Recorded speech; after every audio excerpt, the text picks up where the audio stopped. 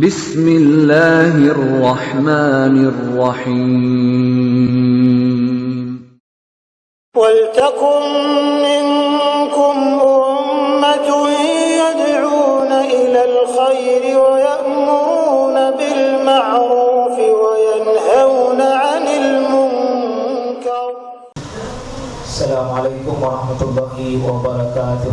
Insyaallah kita akan jumpa dengan bulan yang penuh berkah, mengandung banyak kebaikan yang insyaallah kalau kita beruntung di dalamnya kita akan mendapatkan fasilitas keberkahan 83 tahun 4 bulan. Kalau dihitung khairun min alfi syahr, lebih baik daripada 1000 bulan. Kalau kita sungguh-sungguh menanti Ramadan ini, kita akan dapat fasilitas 1000 bulan atau 83 tahun 4 bulan. Semoga karatan-karatan dosa kita itu akan dikafaratkan, digugurkan oleh Allah Subhanahu wa ta'ala dengan keberkahan bulan suci Ramadan. Semoga dengan limpahan-limpahan pahala itu bisa menutupi dosa-dosa kita yang memang tanpa kita sadari juga sering berjalan.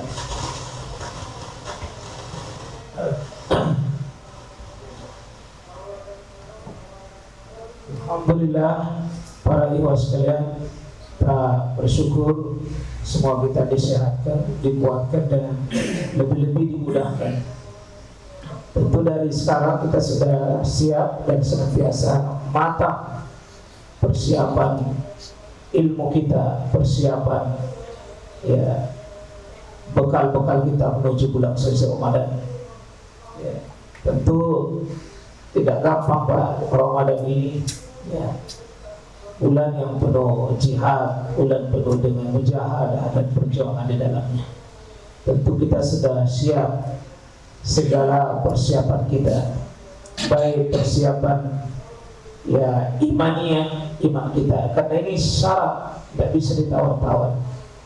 Saya sudah jelaskan tadi subuh bahwa iman yang kuat, sekuat apapun beban yang ada di atasnya, dia akan pikul.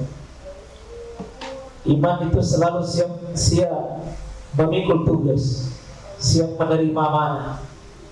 Iman itu sifatnya tunduk, ikhwan. Dia akan tunduk pada syariat. Iman itu akan menerima.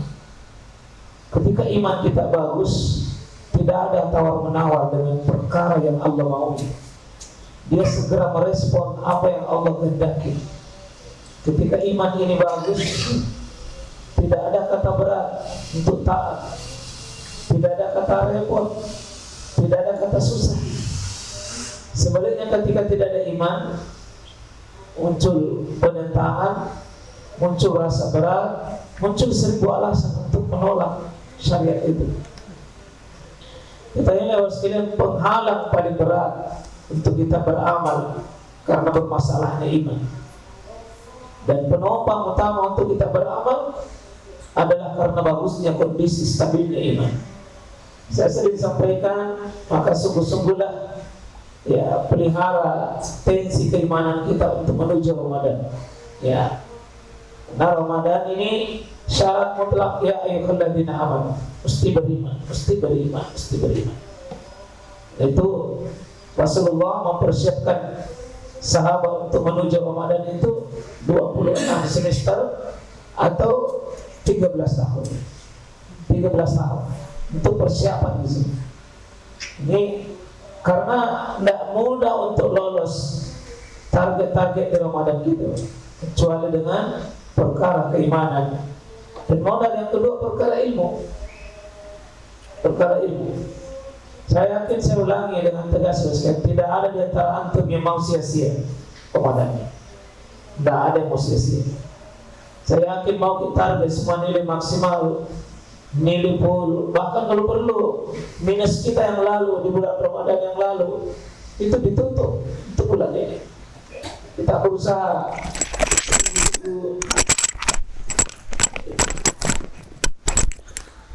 Saya yakin insya Allah Tidak mau diantara kita yang kecewa.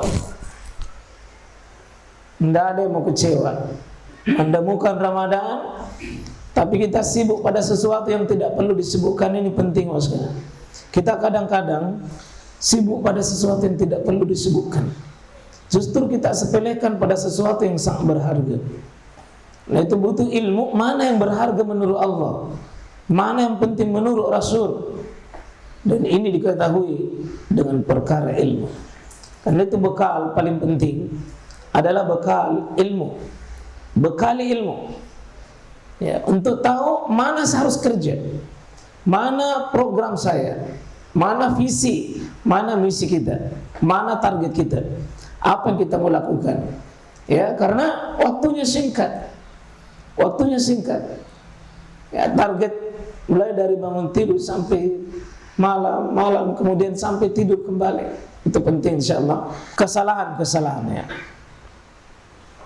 Mengetahui kesalahan sekali lagi bukan untuk kita berbuat salah, tapi untuk menjauhinya. Mayoritas ini, ya Ramadan tidak Ramadan, cuek saja, tidak dilihat pedulian.